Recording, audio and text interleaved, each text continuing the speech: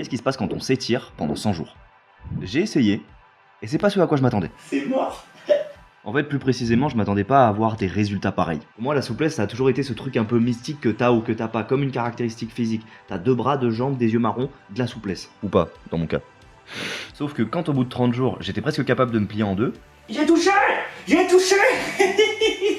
j'ai compris que cette espèce de croyance que la souplesse c'était pas pour moi, et bah c'était bien faux quand même. Surtout que je me suis entraîné tous les jours, ok, mais entre 10 et 15 minutes, je veux dire, c'est le dixième de ce que je passe sur mon téléphone par jour, et encore je suis sympa.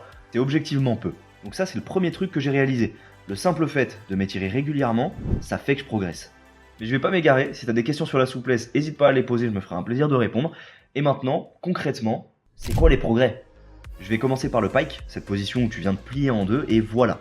Je suis passé d'un angle droit à un vrai pike, en tout cas pour moi.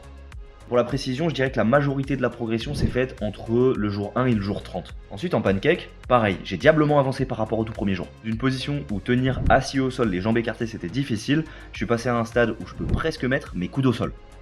La transition logique, c'est le grand écart, mais je peux pas le travailler autant que les autres positions et autant que je le voudrais parce qu'il est objectivement extrêmement taxant pour les hanches. Oh.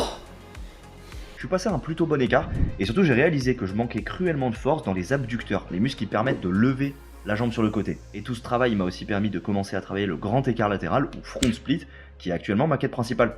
Donc voilà à quoi ça peut ressembler une progression réaliste en t'étirant tous les jours 10 à 15 minutes par jour, pendant 100 jours. Et s'il y a un message que je ressors de ce défi, c'est qu'on a tous des domaines où on voudrait devenir bon, mais au final on se lance jamais. Jouer d'un instrument de musique, s'assouplir, dessiner, chanter, on peut le faire peu mais tous les jours, et atteindre le niveau que ça fait 3 ans qu'on voudrait avoir si on s'engage juste dans le fait de le faire. Alors j'espère que mon défi t'aura inspiré à faire le tien à toi-même, que ça fait 1, 2, 3, 4 ans, 10 ans que je voudrais faire, et sur ce, à la prochaine.